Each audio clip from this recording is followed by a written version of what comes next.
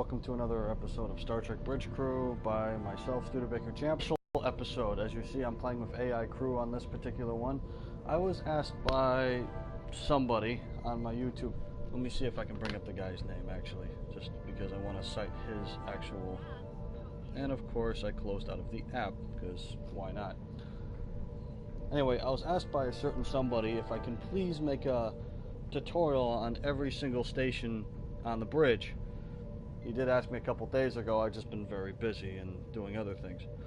Let me see if I can bring up his name.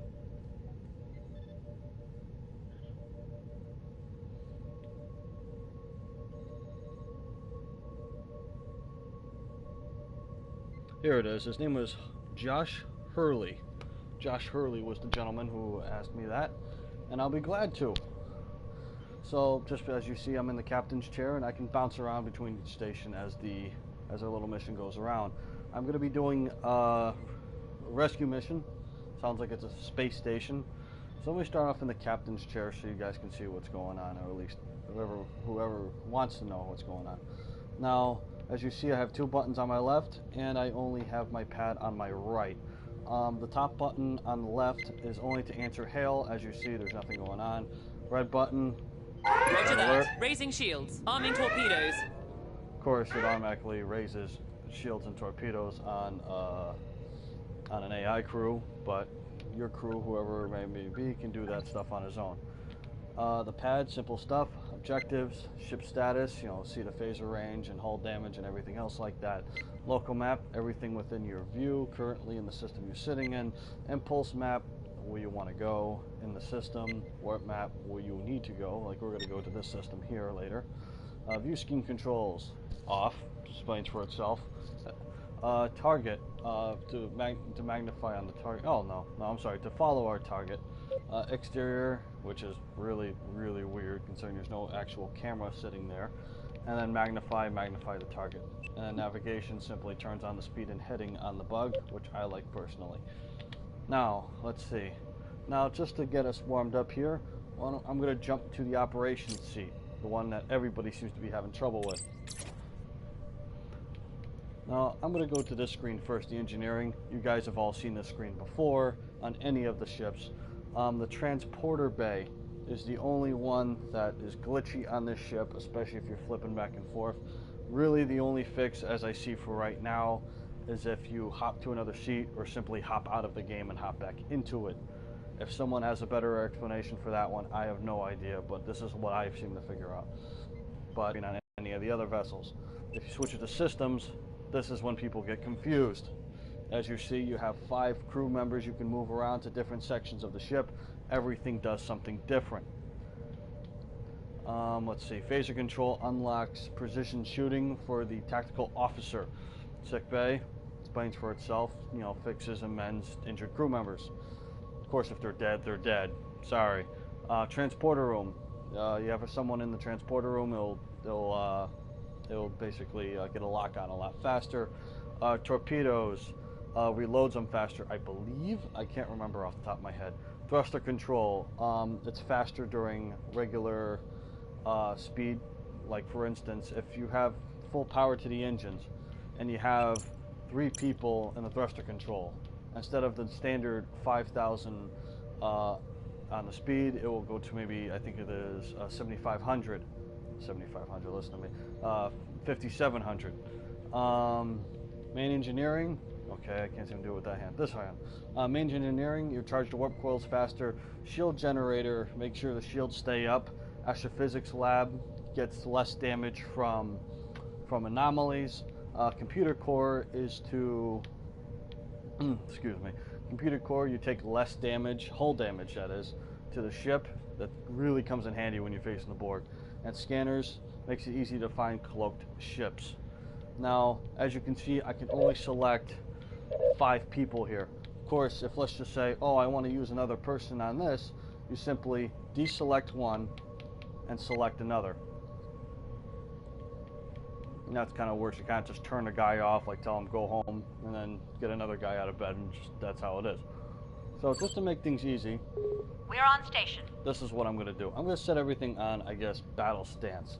I'm going to have one guy in scanners, one guy in thruster control, a guy in phasers, and a guy in the shields.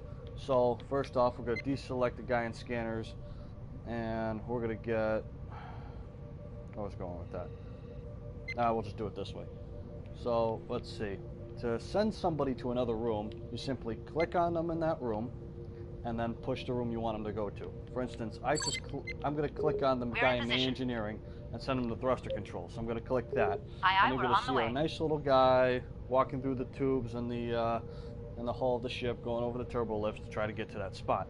And of course, we'll get a nice little combat room telling us that they've gotten there. We've arrived. I see. Now we're going to do that for several others. Like we're going to send this guy to the shield generator, Proceeding to new and I'm assignment. going to leave this guy in the scanners alone. As I said, it's up to you, whoever you'd like to send, or it's up to the captain, of course, whoever he decides. Now, let's see. Before we go to warp, I'm going to touch on every system before we actually put them to use. So I'm going to jump over to the flight control and take over his spot. Now, as you see, flight control, it's already set to where, actually, I don't know if it is. We want to go to the Sarzar system, as the captain instructed. Shield modulation Simply ready. line us up at the line. It's very similar to the Aegis, except without a lever on the left side, we actually have to push the button where it says, underneath where it says engine's not set to warp. But that's just for right now. This is self-explanatory. You have local, impulse, and warp maps, respectively, like the other vessels, or more likely like the Aegis. Speed is set on this side. Available engine power is up on the top left there. Distance to target, which of course it's going to be a warp jump, so 195 light years. So we're going to hop back to the captain's chair. Now, next thing we have to do is on tactical, just so you can see what's going on there. This is going to be the main screen, obviously, for shooting and firing and all that great stuff. Exiting the anomaly.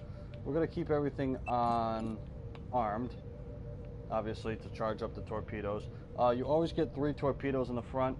You're going to have 1 in the aft. And of course, precision targeting is that Studebaker-Champ. Now, what you do is, when it's actually on the actual brick, you're going to fire it at that moment. You don't have to, but you get the most damage that way.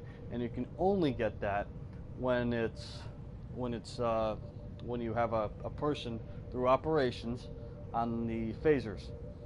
Now, on the shields, same thing. You know, you arm and disarm the torpedoes here. Not torpedoes, listen to me, shields, I'm sorry. And you'll see a button, see where it says raise shields to use modulation. That'll only be useful when you actually have someone firing at you and the shields are up. As soon as you select a target, there'll be a thing on the bottom where it says target is not enemy there. As you see, I just clicked on something. It'll say modulate shields, and you'll take less damage from that particular target.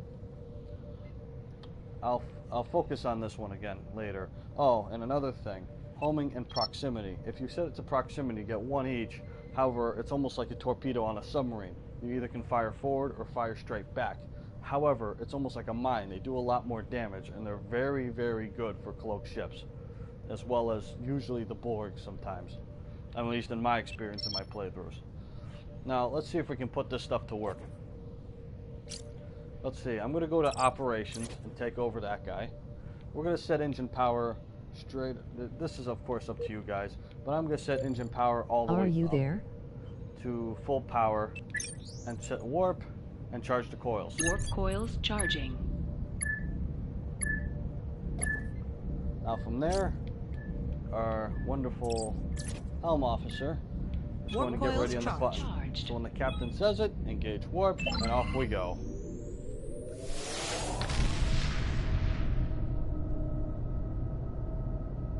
We're there. I've got a new contact. Captain, we've been detected. Captain, we're being hailed. Requesting help from any Starfleet vessel. Our station's core is shut down and we're losing power to life support. We need immediate evac. Flight control officer is going to steer us towards the enemy vessel. Operational area.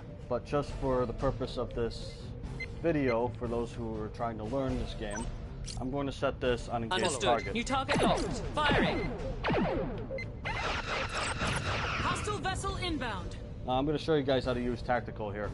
Of course, now that it's being homing, it's still going to steer around.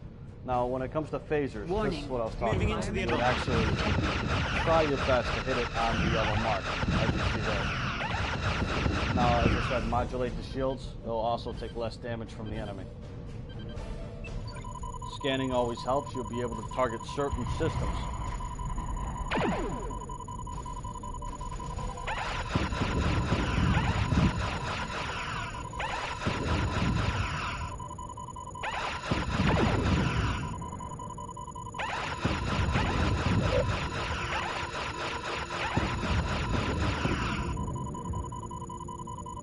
Of course, the farther away from your target, or if there's anything stopping your target from being scanned, that will also make it go slower. Like this is their anomaly. Normally you would be able to scan something like this. I think that torpedo will do it if it didn't hit a rock or something, which I think it did.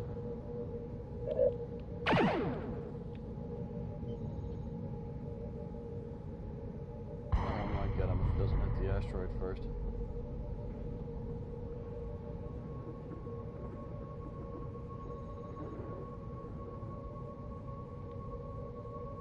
Holy crap. Come on.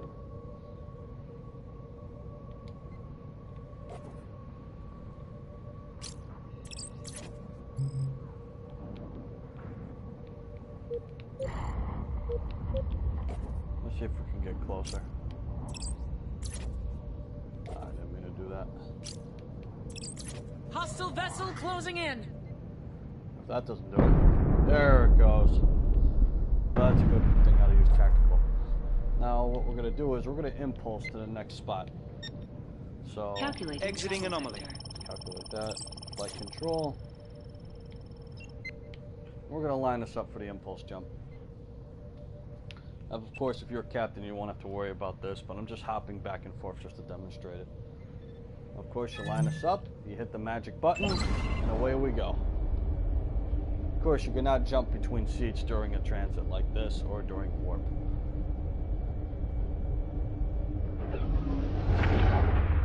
And that didn't sound good, because I bet you that's wrong. Got some new information, Captain. It is. Pushing it to your pen.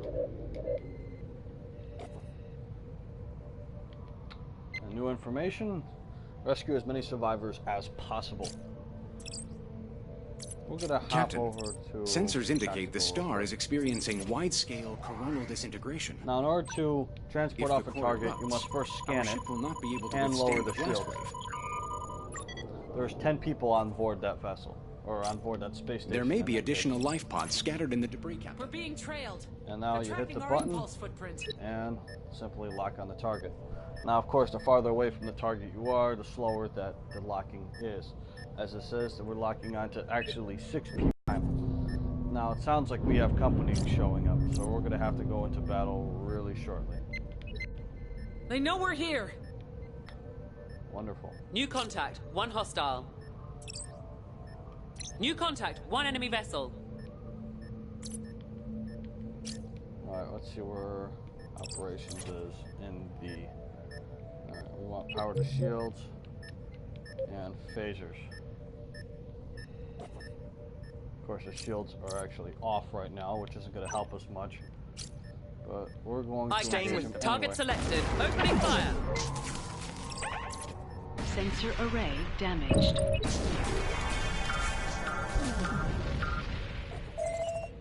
There are still others aboard. Restored. Warning. Targets closing Of course, it's always important to get the shields back up whenever you can. Shields are fully operational. Engines fully restored. Shield emitters repaired. I will update your panel. Engines are fully operational.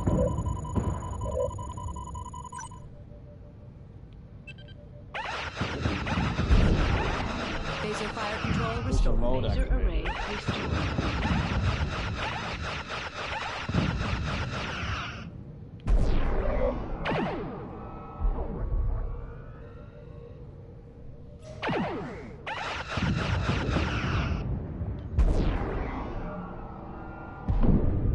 Alright, the kilo's down a whole 28%.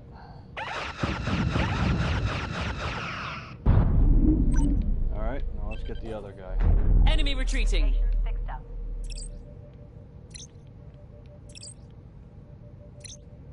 Okay, why isn't it letting me do that?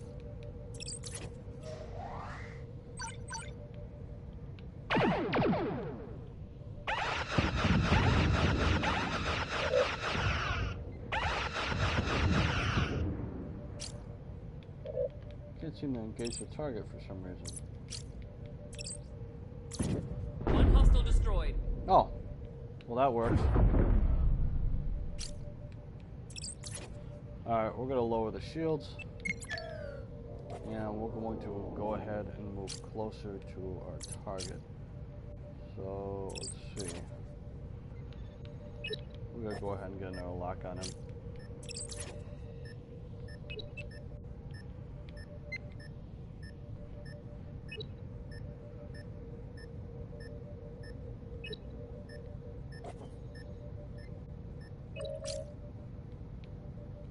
We're showing on their Energize. sensors. Say again. I've got multiple hostile contacts. Phaser array damaged. Enemy vessel inbound. Torpedo launchers repaired. Torpedo engine repairs complete. Torpedo launchers fully operational. Damaged. Engage target. Phaser array damaged. I captured Shield the middle new restored. target. Engaging. Engines are fully operational. We'll power the shield. Fully functional. Shields raised. Repair Photon phasers. torpedo launchers. Apologies, Captain. Please say again. Repair phasers. Aye, aye. Balancing crews for offense. On our way. Shield strength at 50%. Shields 25%. Enemy vessel breaking contact. Oh, that's Phaser array damaged. Warning. alright. Once this gets too low, we're getting out of here. Computer core restored.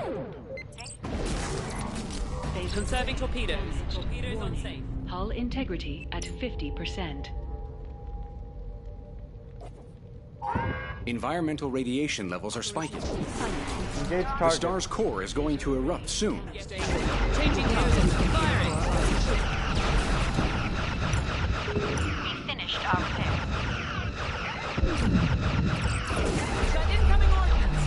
Main engineering is critical. The computer core is back online. Critical. Repair the warp coil. Say again? Repair warp core. The subsystem is too damaged. Oh, that's just wonderful. Warp core critical. Warning. Hull integrity at 25%. Engines damaged.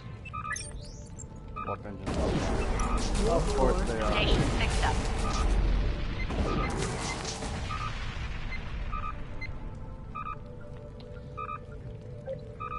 Wow. I didn't think I was going to do this bad on this. It's a little hard doing this by yourself. We're in position. En route now.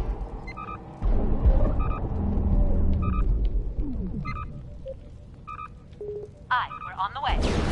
Hull integrity at 100%. Aye, aye, Captain. Targeting. Engaging target. And we Core died. critical.